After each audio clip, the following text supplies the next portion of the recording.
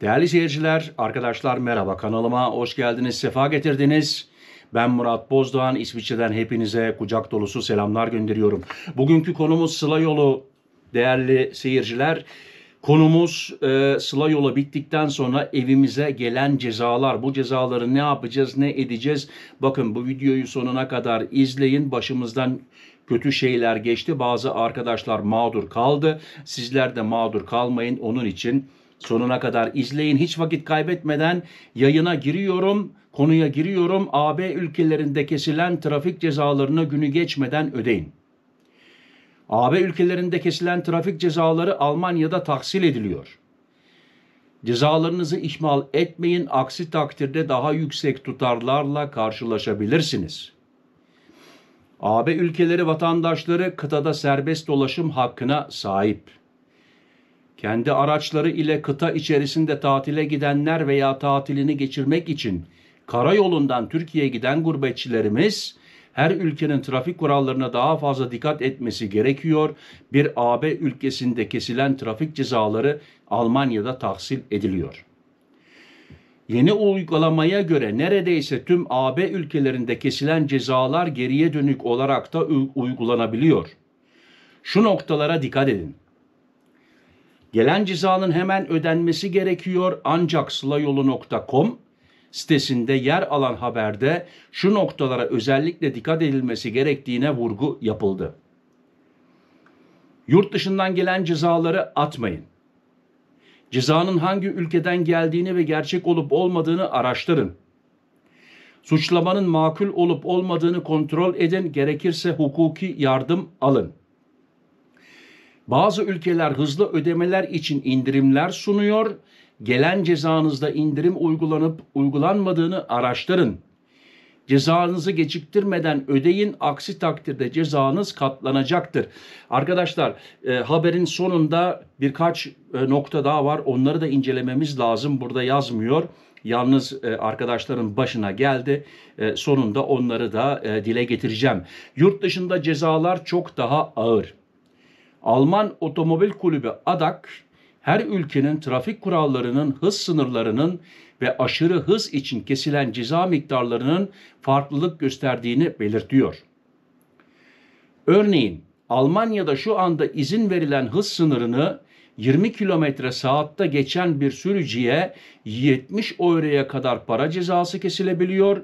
Avusturya'da bu ihlal için 30 euro ceza kesilirken Belçika'da 115 euro, Fransa'da 135 euro, Hollanda'da 215 euro 20 kilometre hızlı gittiği için 215 euro ve İtalya'da 175 euro ceza kesilmekte.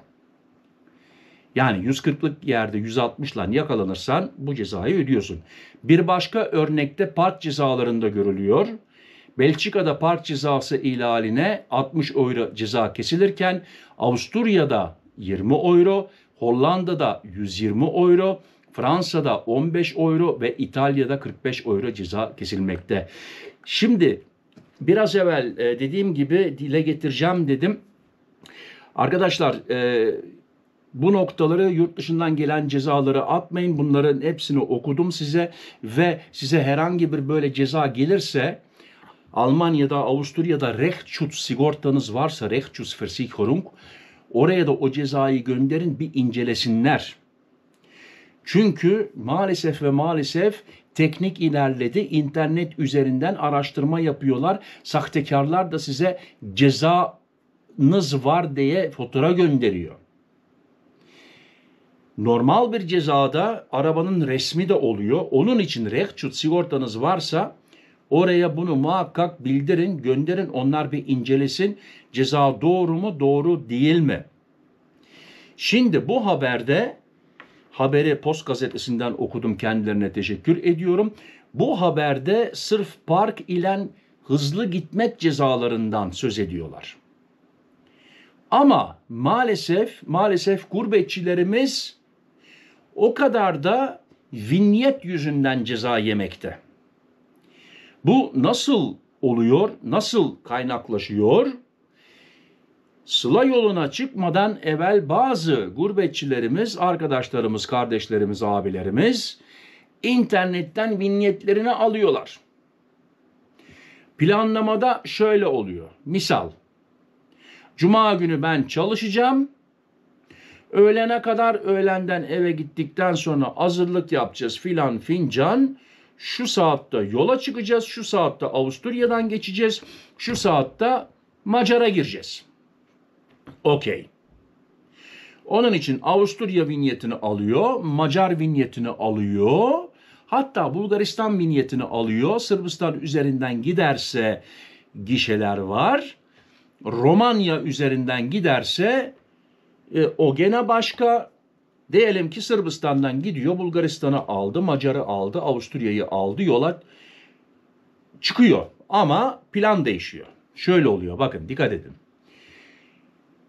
Buna Perşembeden belkisi şefi diyor ki işler zaten az, istersen sen yarından sonra tatil yapabilirsin. Zaten dayanamıyorsun, o günü o saati bekliyorsun.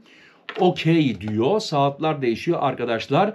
Veyahut da öğlenden sonra yola çıkacağına Cuma günü sabahtan yola çıkıyor. Ne olmuş oluyor? Avusturya'nın tarihi belki doğru olmuş oluyor ama Macar'a gece saat 12'de gireceğine, 12'den sonra hesaba göre Macaristan'a saat 8'de giriyor, 9'da giriyor. Bir gün evvel girmiş oluyor ve bir gün evvel otobanlarda haksız, vinyetsiz araba kullanmış oluyor ve onun cezası geliyor. Bana çok arkadaşlar yazdı. 10 dakika, 12'ye 10 kala otobana çıkmışlar. Kamera sistemleri bunları tabii ki yakalıyor. 10 dakika sonra vinyet geçerli aslında ama eve ceza geldi. Bunun cezası geldi. 80 euro muydu, 100 euro muydu hatırlamayacağım şimdi. Kimsenin günahını almayalım. Arkadaşlar mecbursunuz ödemeye. Böyle bir şey oldu mu Rechtsschutz'a verseniz de şimdi bazı İsviçre'de olanlar için Rechtsschutz diyor ki okey diyor bu cezayı biz üstlenelim. Sen 10 seneden beri hiçbir şey olmadı bunu biz ödüyoruz mesela. Şansınız varsa size de bu kıyaklığı yapabilirler diyorum. Ama şansınız yoksa Rechtsschutz onu bir araştırsın bakalım gerçekten ceza mı yoksa ceza değil mi? Fransa'dan bir arkadaş bu seneydi. Yaz aylarında çok yazdı. Sıla yolu tarihleri geldi. Bana hatta kopyalarını gönderdi cezanın. Ben bunu geçen sene ödeyecektim. Ödemedim ne olur? Arkadaşlar geldik noktaya ne olur? En kötü durumda o ülke sana der ki sen benim ülkemde araba kullanamazsın ve yasaklar ve sınırda senden cezanı çatır çatır alır ve geri gönderir ve ondan sonra da o ülkeden bir daha ömrü billah sen direksiyonda arabayla geçemezsin. Tabi başkası kullanırsa yanında oturup öyle geçebilirsin. O başka bir şey. Yalnız sen o ülkede sana diyebilir ömrü billah sana yasaklayabilir. Bakın olabilir diyorum. Zaten o cezayı ödemediğin zaman bu 6 ay geçti, 8 ay geçti, 9 ay geçti. O 2 misli, 3 misli, 5 misli oluyor sonunda. Arkadaşlar daha fazla vaktinizi almak istemiyorum. Sizin de başınıza böyle bir şey geldiyse yorumlarda yazın. Hepimizin haberi olsun, arkadaşlarımızın haberi olsun. Herhangi bir şeyi unuttuysam onu da yazabilirsiniz. Buna da dikkat edilmekte. Yani sonuçta birbirimizi bilgilendirelim. Yollarda mağdur kalmayalım, geri gelince mağdur kalmayalım. Birbirimizi aydınlatalım. Hepinize akşam oldu. Hayırlı akşamlar diliyorum. Kendinize dikkat edin. Sıhhatinize dikkat edin. Sıhhatli kalın, benimle kalın. Hoşça kalın. Murat.